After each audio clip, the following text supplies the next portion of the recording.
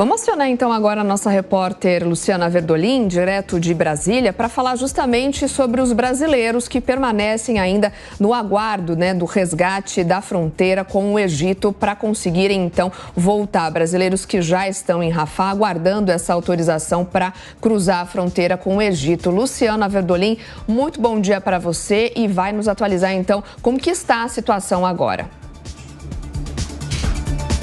Bom dia, Soraya, Vitor, bom dia a todos. Olha, a avaliação da diplomacia brasileira é de que existe possibilidade da retirada desses brasileiros ainda hoje ali pela fronteira com o Egito. O presidente Lula conversou ontem com o presidente egípcio, falou da necessidade desses brasileiros cruzarem a fronteira. O governo brasileiro já se colocou à disposição, inclusive, para encaminhar ajuda humanitária ao Egito, que está também organizando um atendimento à população ali na fronteira. Então, até por conta disso, o governo brasileiro está encaminhando até medicamentos para o governo daquele país. Com relação aos brasileiros, é um grupo de cerca de 28, 30 pessoas. Eles estão todos juntos numa casa esperando apenas o sinal verde. Qual que é a dificuldade nesse momento? O Egito já se comprometeu a, quando Israel liberar, permitir a passagem desse grupo de brasileiros. O problema é que ali na fronteira, do lado de Israel, ainda não houve liberação.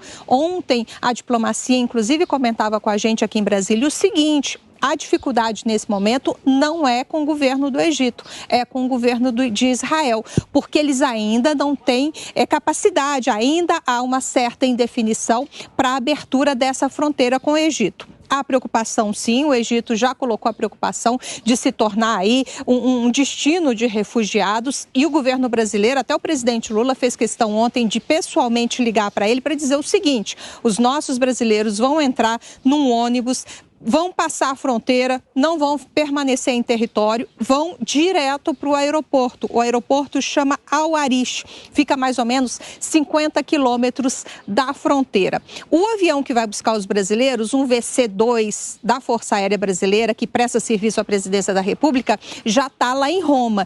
Assim que tiver o sinal verde para ele ir para o Egito, isso deve acontecer imediatamente. O tempo de voo entre o Egito, entre a Roma, na Itália, e o Egito é de mais ou menos 3 horas. Então, pelo menos por enquanto, não há sinalização de que essa autorização já tenha sido dada, mas há uma expectativa bastante positiva de que isso possa acontecer ainda hoje. Obrigada, Luciana. Tomara que daqui a pouco, então, você volte para nos trazer essa boa notícia.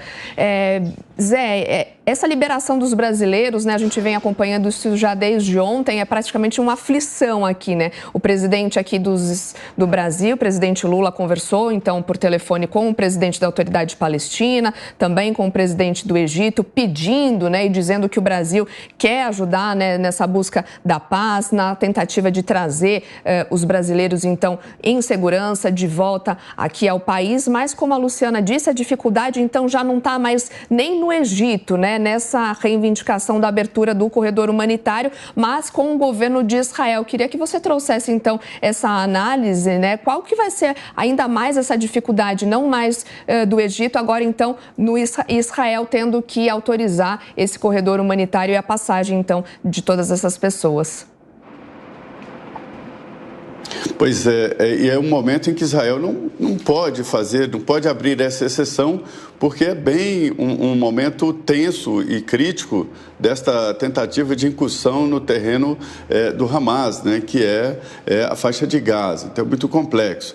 E a novidade desses voos, chegou o 5º voo, é que alguns já estão saindo da área ali de conflito de Israel por voos regulares. Muitos, eu acho que 70% dos voos já foram restabelecidos. Isso melhora muito, o transporte de pessoas através de meios próprios, como se diz aqui no Itamaraty.